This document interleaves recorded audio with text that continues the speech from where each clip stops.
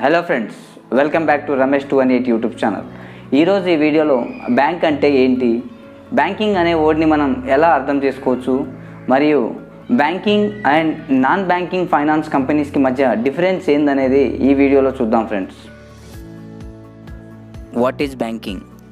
Any organization involved in accepting deposits from public, providing loans to public, withdrawal on demand, withdrawal through check or order or demand draft. Such process is called banking and that organization is called bank.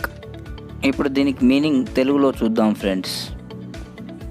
Accepting deposit from public అంటే మన దగ్గర నుంచి అమౌంట్ని, డబ్బుల్ని deposit రూపంలో accept చేస్తుంది. Second, providing loans to public. ఇక్కడ అమౌంట్ని యాక్సెప్ట్ చేయడమే కాకుండా మళ్ళీ పబ్లిక్కి అవసరం ఉన్నప్పుడు లోన్స్ అనేవి ప్రొవైడ్ చేయడం జరుగుతుంది. థర్డ్ పాయింట్ వచ్చేసి చూడండి, ఇక్కడ విత్డ్రాబుల్ ఆన్ డిమాండ్. అంటే ఏంటంటే ఫ్రెండ్స్, మనం ఏ అమౌంట్ అయితే డిపాజిట్ చేసి ఉన్నామో ఆ అమౌంట్ని మన అవసరాన్ని బట్టి ఎప్పుడు కావాలనుకుంటే అప్పుడు మనం విత్డ్రా చేసుకునే ఫెసిలిటీ అనేది కల్పించడం జరుగుతుంది. దీన్నే విత్డ్రాబుల్ డిమాండ్ అని అంటారు. Fourth point, withdrawal through cheque or order or demand draft. అంటే ఏంటంటే విత్డ్రా చేసుకునే ఫెసిలిటీయే కాకుండా చెక్ ద్వారా కానీ, ఆర్డర్ ద్వారా కానీ, డిమాండ్ డ్రాఫ్ట్ ద్వారా కానీ మనం మన అమౌంట్ని విత్డ్రా చేసుకునే ఫెసిలిటీ కూడా కల్పించడం జరుగుతుంది. ఈ ప్రాసెస్ని బ్యాంకింగ్ అని, ఈ ప్రాసెస్ అంతా ఏ ఆర్గనైజేషన్లో జరుగుతుందో ఆ ఆర్గనైజేషన్ని మనం బ్యాంక్ అని చెప్పుకోవచ్చు friends. Any organisation which involve above function is called bank. Example State Bank of India, Indian Bank etcetera. NBFC అంటే ఏంటో చూద్దాం ఫ్రెండ్స్. ఇక్కడ NBFC is nothing but non banking financial company. అంటే ఇక్కడ యాక్సెప్టింగ్ డిపాజిట్స్ ఫ్రమ్ పబ్లిక్, బ్యాంకుల్లో ఎలా జరుగుతుందో అలానే యాక్సెప్ట్ కూడా చేస్తారు. అండ్ సెకండ్ వన్ వచ్చేసి providing loans to public, loans కూడా ప్రొవైడ్ చేస్తారు. ఇక్కడ వీటి మధ్య డిఫరెన్సెస్ ఏమున్నాయి అనేది మనం మాట్లాడదాం ఫ్రెండ్స్. ఈ నాన్ బ్యాంకింగ్ ఫైనాన్షియల్ కంపెనీస్కి ఎగ్జాంపుల్గా మనం Muthoot finance, Manappuram finance limited ఎగ్జాంపుల్గా చెప్పుకోవచ్చు friends. Difference between bank and non banking finance company.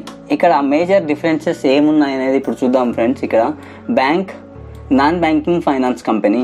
First point, a bank is registered under banking regulation act 1949. అంటే ఏంటంటే ఇక్కడ friends, Reserve Bank of India బ్యాంక్స్కి లైసెన్స్ అనేది ఇస్తుంది. ఎట్ ది సేమ్ టైం ఎన్బిఎఫ్సిస్కి కూడా రిజర్వ్ బ్యాంక్ ఆఫ్ ఇండియానే license అనేది ప్రొవైడ్ చేస్తుంది. కాకపోతే ఇక్కడ బ్యాంకింగ్ రెగ్యులేషన్ యాక్ట్ ప్రకారం బ్యాంకులకు లైసెన్స్ ప్రొవైడ్ చేస్తారు. ఈ ఎన్బిఎఫ్సిస్కి మాత్రం కంపెనీస్ యాక్ట్ ప్రకారం ఇస్తారు. ఇక్కడ ఫస్ట్ పాయింట్ చూడండి, NBFC is registered under companies act 1956. ఇది మెయిన్గా డిఫరెన్స్ అనేది చెప్పుకోవచ్చు ఫ్రెండ్స్. కంపెనీస్ యాక్ట్ ప్రకారం ఎన్బిఎఫ్సిస్కి లైసెన్స్ వస్తుంది అండ్ బ్యాంకింగ్ రెగ్యులేషన్ యాక్ట్ ప్రకారం బ్యాంకులకు Reserve Bank of India license అనేది ఇస్తుంది. సెకండ్ పాయింట్ చూద్దాం friends. Bank provides loans to industries and agriculture sectors. Banks అనేవి ఇండస్ట్రీస్కి, అగ్రికల్చర్ సెక్టార్కి లోన్స్ అనేవి ప్రొవైడ్ చేయడం జరుగుతుంది. కానీ ఇక్కడ NBFC cannot provide loans to agriculture sector and ఇండస్ట్రీస్కి మరియు అగ్రికల్చర్ సెక్టార్కి లోన్స్ అనేవి ఇక్కడ ప్రొవైడ్ చేయడం జరగదు. థర్డ్ పాయింట్ చూడండి, బ్యాంక్ ప్రొవైడ్స్ టైమ్ డిపాజిట్స్ అంటే fixed deposits and recurring deposits అనమాట. ఈ టైమ్ డిపాజిట్స్ని బ్యాంక్ ప్రొవైడ్ చేయడం జరుగుతుంది. అండ్ డిమాండ్ డిపాజిట్స్ అంటే saving accounts and current accounts, CASA accounts అంటాం కదా మనం. Saving accounts and current accounts కూడా బ్యాంక్ అనేది ప్రొవైడ్ చేయడం జరుగుతుంది. కానీ ఇక్కడ NBFC provides only time deposits. అవేంటి? Fixed deposit and recurring deposit, but not demand deposits.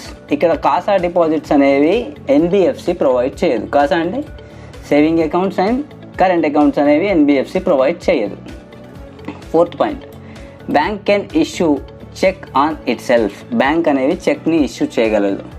కానీ ఇక్కడ NBFC cannot issue cheque their own. ఎన్బిఎఫ్సిస్కి ఆ రైట్స్ లేవన్నమాట. ఫిఫ్త్ పాయింట్ చూడండి, bank can issue self demand draft on it self.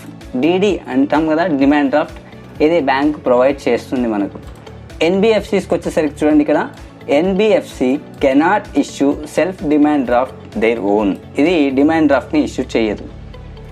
6th point చూడండి, bank provides variety of transaction services. అంటే ఎలాంటివంటే trade, financial deals, risk mitigations, treasury services, ఇలాంటి services bank provide చేస్తుంది. వీటి గురించి మనం ఆ టాపిక్ వచ్చినప్పుడు డిస్కస్ చేద్దాం friends. NBFC does not facilitate transaction services. ఇక్కడ ఎన్బిఎఫ్సి ఇలాంటి సర్వీసెస్ని ప్రొవైడ్ చేయదు అనమాట. ఇంకొక ఇంపార్టెంట్ డిఫరెన్స్ ఉంది ఫ్రెండ్స్, దాన్ని ఇక్కడ నోట్ అని మెన్షన్ చేసి కింద ఇచ్చాను. అదేంటంటే డిఐసిజిసి.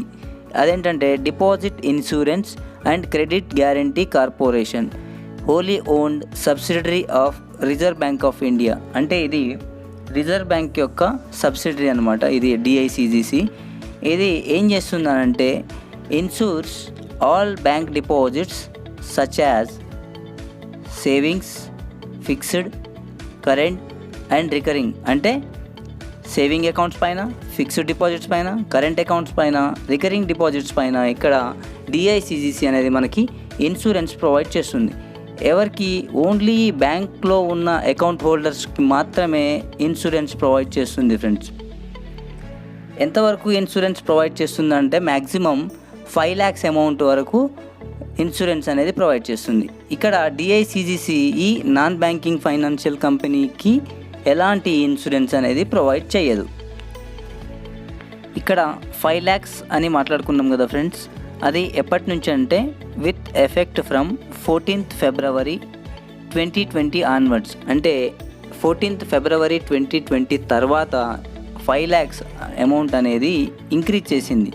అంతకుముందు ఈ ఇన్సూరెన్స్ అనేది జస్ట్ 1 lakh rupees అనేది ఉండేదన్నమాట. అంటే 14th February 2020 కంటే ముందు 1 lakh rupees ఇన్సూరెన్స్గా పే చేసేది. 14th February 2020 తర్వాత ఇన్సూరెన్స్ అనేది 5 lakhsకి ఇంక్రీజ్ చేయడం జరిగింది. నెక్స్ట్ వీడియోస్లో ఈ డిఐసిజిసి గురించి సపరేట్ టాపిక్ మాట్లాడినప్పుడు క్లియర్గా డిస్కస్ చేద్దాం friends. Thank you for watching this video friends.